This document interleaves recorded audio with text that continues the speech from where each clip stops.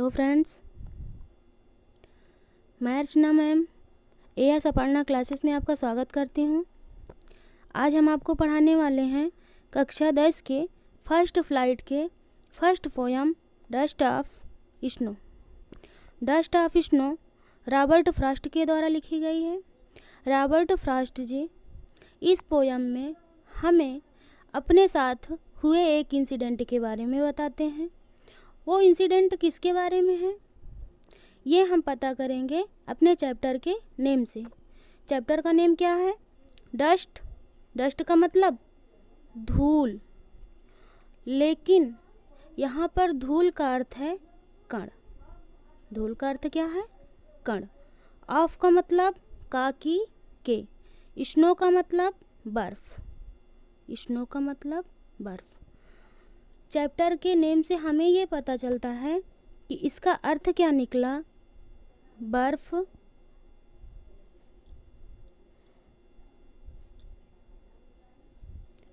बर्फ के कण। इसका क्या मतलब हुआ? इसका मतलब ये हुआ कि यहाँ पर पोयट इस पोयम में हमें बर्फ के कण के बारे में कुछ बताएगा। आइए हम चलते हैं अपनी पोयम पर। देखिए, पोयम है the way accrue. The way का मतलब जिस तरीके से, वे का मतलब रास्ता भी होता है, लेकिन यहाँ पर अर्थ लगाया जाएगा तरीका। द वे का मतलब जिस तरीके से, एक्रो का मतलब एक कौवा, सूक का मतलब हिलाया। हिलाना होता है सेक। ये है वर्ब की फर्स्ट फॉर्म और सेकेंड फॉर्म है सूक, हिलाया।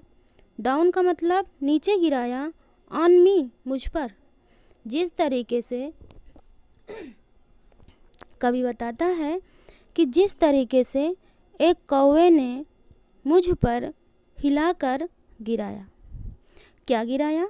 The dust of snow. Dust का मतलब कण, ऑफ स्नो का मतलब बर्फ का। बर्फ का कण। जिस तरीके से एक कौवे ने बर्फ के कण को हिलाकर मुझ पर गिराया। कहाँ से गिराया? फ्रॉम से। अ हेमलॉक ट्री, एक धतूरे के वृक्ष से। पूरा अर्थ कंबाइंड करते हैं। जिस तरीके से एक कौवे ने धतूरे के वृक्ष से बर्फ के कण को हिलाकर मुझ पर गिराया। आगे देखते हैं। Has given my heart a change of mood and saved some part of a day I had rude.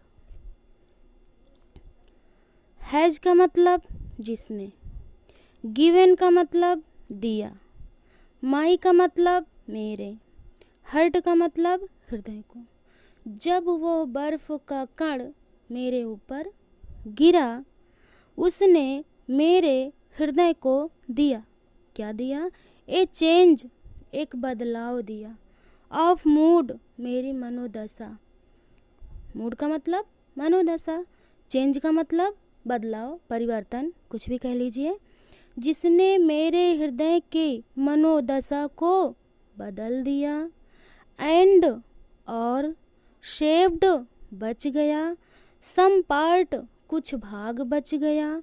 Of a day, एक दिन का, और उस एक दिन का कुछ भाग बच गया।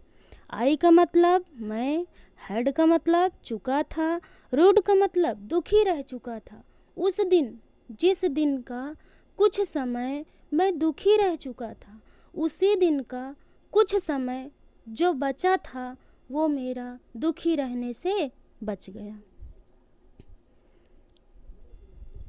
पोयट के मनोदशा को समझने का प्रयास कीजिए।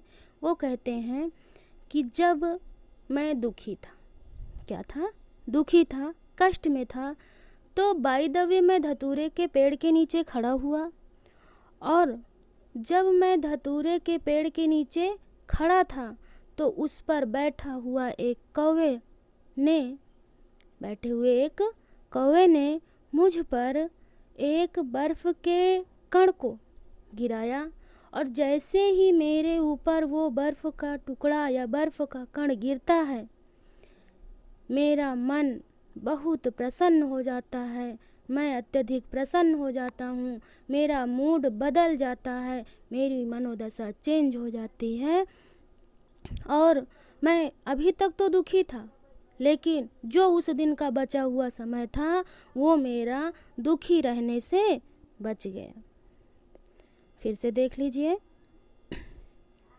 द वे का मतलब जिस तरीके से, अक्रो का मतलब एक कौवे ने, सुक का मतलब हिलाया, डाउन का मतलब नीचे गिराया, ऑन मी मतलब मुझ पर, द डस्ट का मतलब धूल या कण, ऑफ काकी के स्नो का मतलब बर्फ।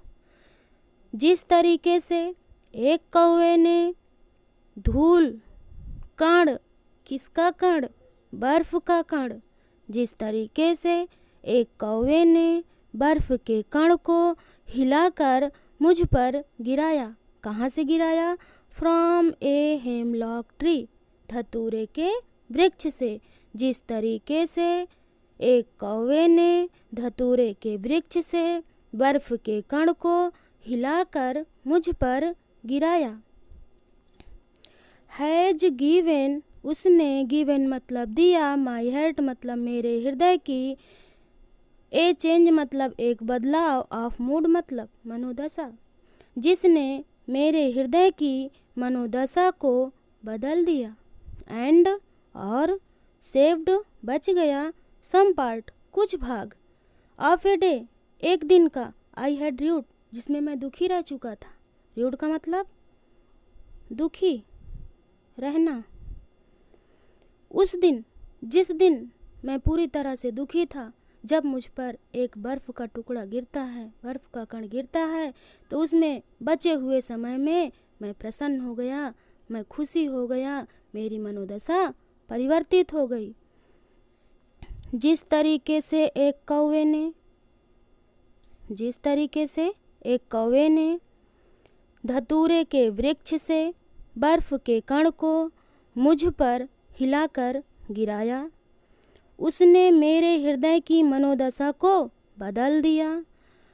एंड और शेप्ड बच गया, सम पार्ट कुछ भाग, और एक दिन का, उस दिन का कुछ भाग बच गया, आई हैड र्यूड जिसमें मैं दुखी रहा, जिसमें मैं दुखी था, जिसमें मैं दुखी रह चुका था, उसका कुछ पार्ट बच गया।